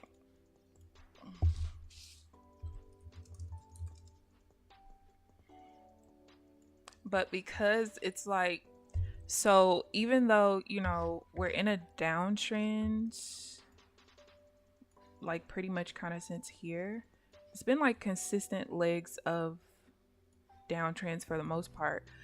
But we started getting a little bit of resistance here because like my overall trend is still an uptrend. Like I said, until I get down to 474, which we're getting pretty close to down here. 474 and 465. So if the sales were setting up the way I wanted them to be, I would still be taking sales. Like I don't just not take sales because my overall bias is an uptrend. I don't do that. But I just didn't see the patterns that I'm particularly looking for. So yeah, let me see. The only reason I didn't take this particular sale is because it touched my minor level to the tick, and I don't like taking trades that way. And this would have been a break even anyway because the zigzag turned green, and because my major level was right here and we were rotating on it, that's one of the times where I have to break even no matter what if the zigzag changes. So yeah, just really looking for it to completely clear, which it looks like it's trying to. But you could see that once we started trading below my major level here, every downtrend has just gotten shorter and shorter because it's an overall uptrend still. So I start to get a little bit of resistance which typically I start looking for, you know, buys here, but none of the buys set up the way I wanted it to. So yeah, either we need to completely clear, we need to like clear down here. So between these two levels is just going to be a lot of consolidation, and honestly probably between those three levels it's going to be consolidation. So I'm looking for really specific things, because as I've said before, I don't care to be able to trade every single swing whether it's a downtrend or an uptrend. I just want to be able to identify which are the higher probability swings to take trades on, and when I take those trades, I want to be able to win a good majority of them. That's all I care about. And I feel like I'm kind of moving in the right direction, especially because at this time I'm not having to break even as much either, which can be a problem. You know, because if you're not getting as many full wins as you need to cover the losses that you might take, because I'm having to break even all the time because of the zigzag, that could be a problem. But like I said, there's specific times where I have to break even no matter what. So it's a work in progress, but today made me feel good again. I felt really good going into yesterday's session. It's just the whole don't trade the day after a holiday thing that I now know I can't do. So yeah. And then it's all based on what you feel like establishes the trend as well. People use different indicators. Some people don't use any indicators, and they more so trade like, you know, support and resistance levels or fair value gaps or order blocks or whatever. So it just really depends on what you're looking for, because like I was telling Rio earlier, you can use Rinkos for your entry but still trade your regular setup the way that you normally do. Because like, let's say for instance, the order blocks or fair value gaps, I don't know a whole lot about them, but I know enough. And you know, a lot of people will try to enter it as soon as it hits it, when it could just blow straight through it, right? So what if instead you're looking for that order block, and you know that typically price will kind of, you know, consolidate a little bit there to almost kind of like not a support or resistance, supply or demand zone. It kind of might go into there and consolidate a little bit. Well, during that consolidation, you could be looking for the lower high or lower low, lower high for the sell out of that supply zone, you know, or things like that. So it's a lot of different ways that you can use Rinkos. I do know that there are some people who trade Rinkos with like doing the ABCD pattern, like this that I'm using right now, that's showing all the swings and stuff and the order flow or the volume zigzag. This has an ability to show ABCD patterns. I personally haven't seen, at least on the Rinko setting I use, I haven't seen a consistent way to use it. Now, I could just maybe use it, and when it shows up, not actually taking the first entry, but then just waiting for the lower high or the higher low, and then taking the trade. So I don't know. It's something I could play around with. Is that? No, it's not. Okay. I wanted to make sure that wasn't the prior low, but it's not. So yesterday had a range of 340 points. That's insane. That is super insane.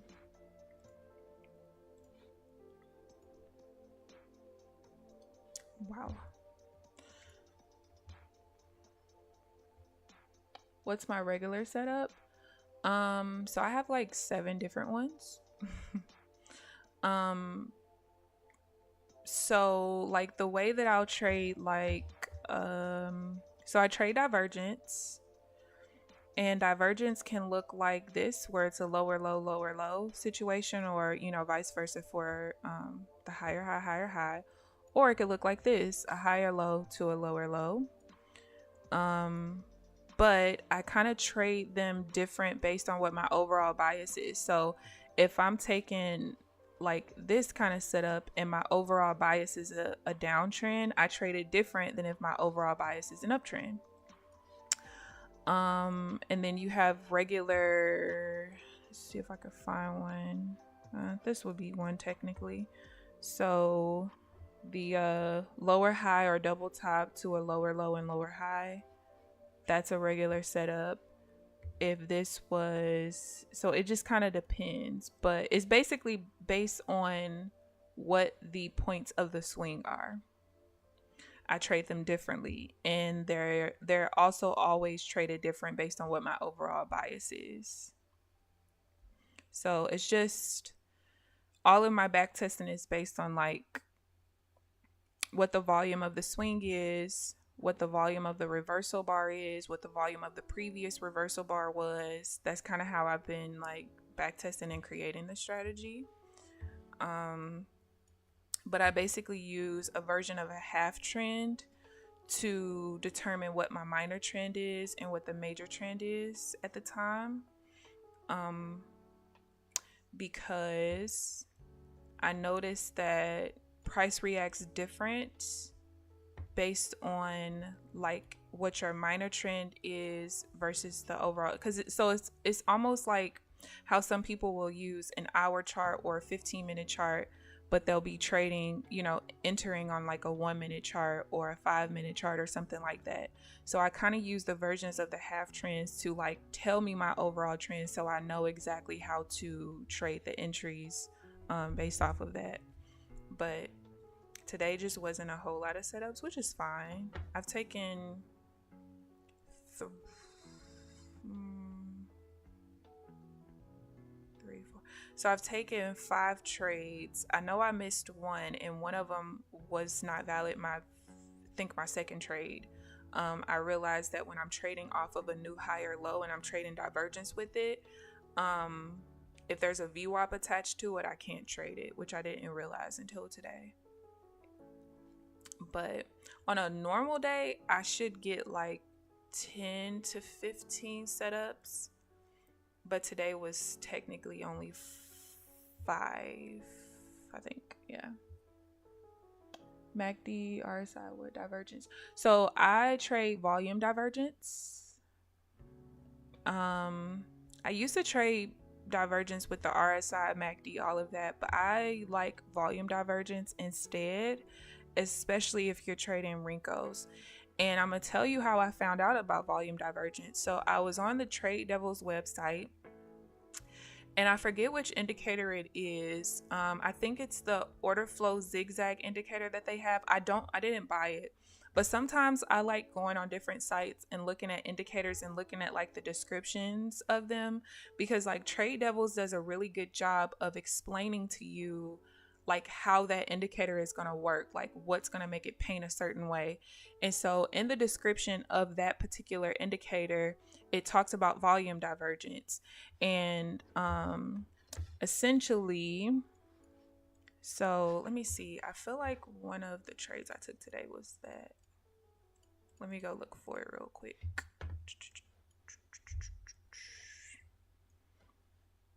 Volume divergence is pretty nice to trade. All right, so the last trade that I actually took here, this was volume divergence. So basically the zigzag's messed up here because I think that's when I turned the zigzag on. But either way, so the volume of this swing here, the swing down, was like 5.8 thousand. Okay. But then this little swing right here was 1.1, I believe. Yeah, 1.1. So you have 5.8 here and 1.1 here. Okay. So basically, the swing of this was larger than the swing of this. Okay. Now, and actually, no, let's not do the double bottom because the double bottom's different. Trade the double bottom different. Let me go find one real quick because I feel like I took a volume divergence trade.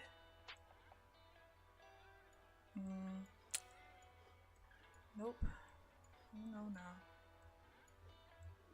Maybe I didn't.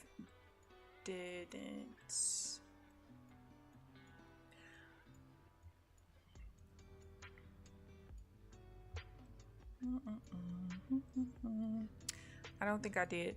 So basically, what I'm looking for is that if the swing, because I think I actually might take it, I feel like I traded a little different than they do. So the way that they explain it is when you have a second swing, so kind of like this one, this is the second swing down, right? But the volume of this swing was lower than the volume of that swing. And so they tell you that's considered volume divergence, and you go ahead and take the trade. Now, I go a little bit further into it. So what I look for is this swing was more than this swing. And then I want the volume in this particular bar, this reversal bar, to be less than the volume in this bar. Why? Because the swing of this one was less than the swing of that one.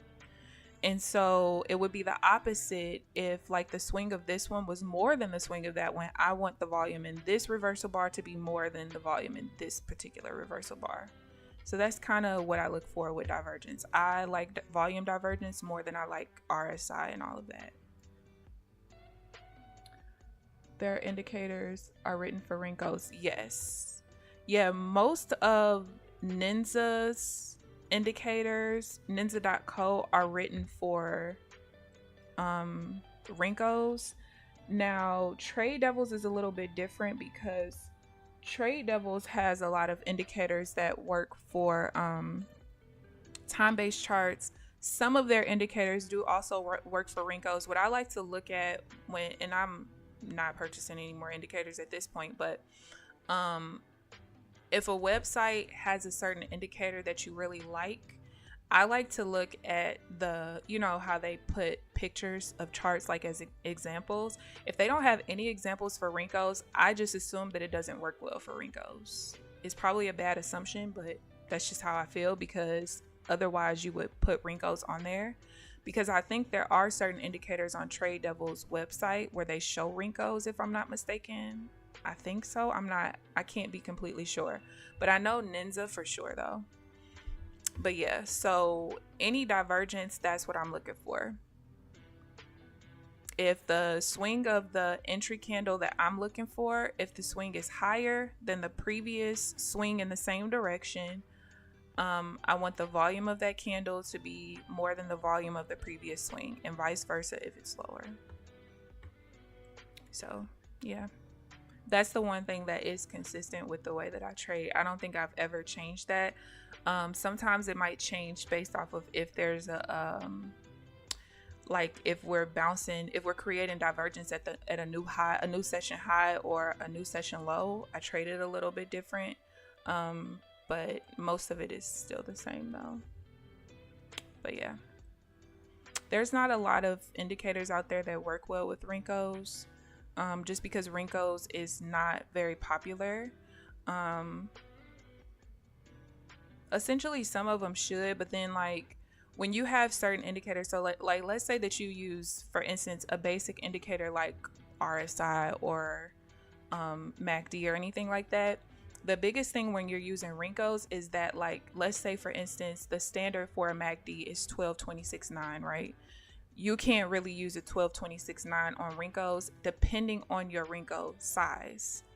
And the reason why is because since Rinkos is pure price action, you're going to have the MACD changing too often. So a lot of times, you know, you might have to double or triple what your normal setting would be on a time-based chart. So like you might have to go 24, 52, 18, or even triple it in order to see like the MACD not change as often, because your Rinkos are moving with pure price action, if that makes sense.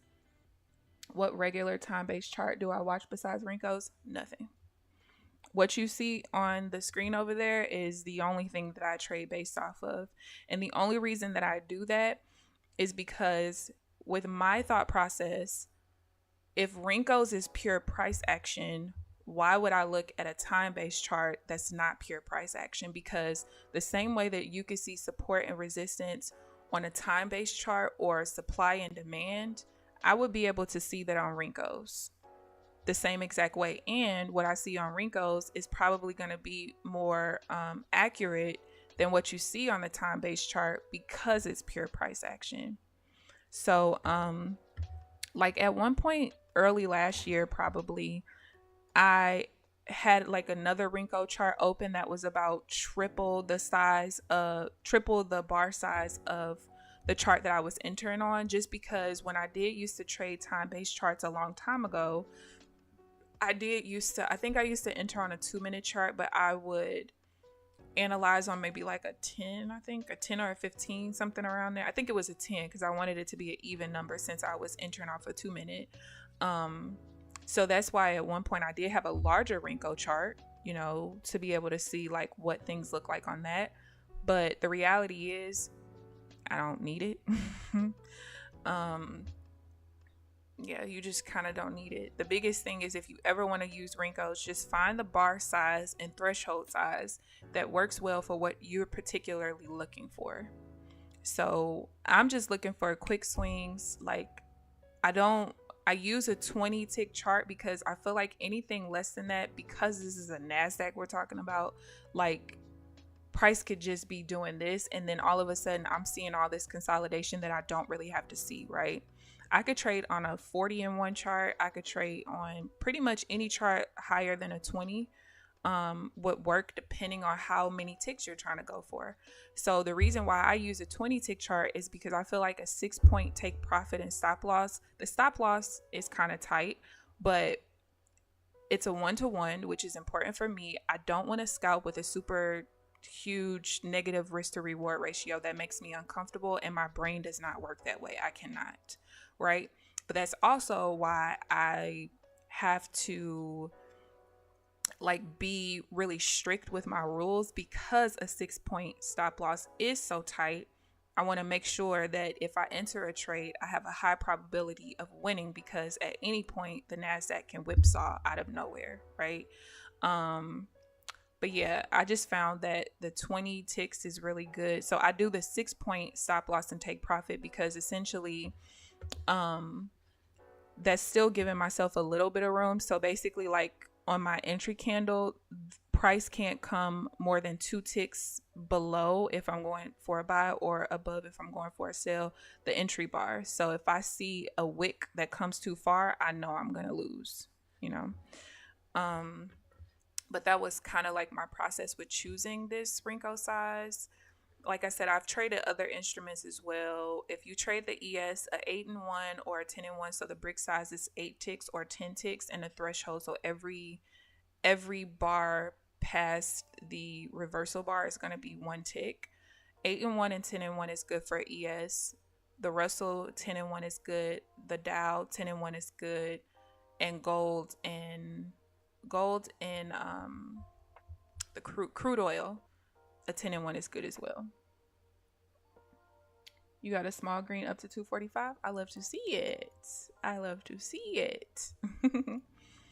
But yeah, so that's the end of my trading session. I'm about 5 minutes late getting off, but I hope you guys enjoyed the stream. I actually had a really good day. Oh yeah, let me show y'all how red I was yesterday. Yeah, let me go find it real quick. Let's see. All right, hold on. It just wasn't it.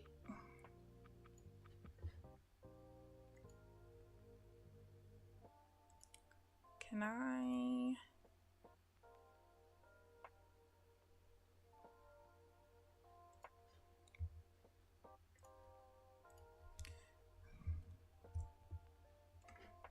Okay.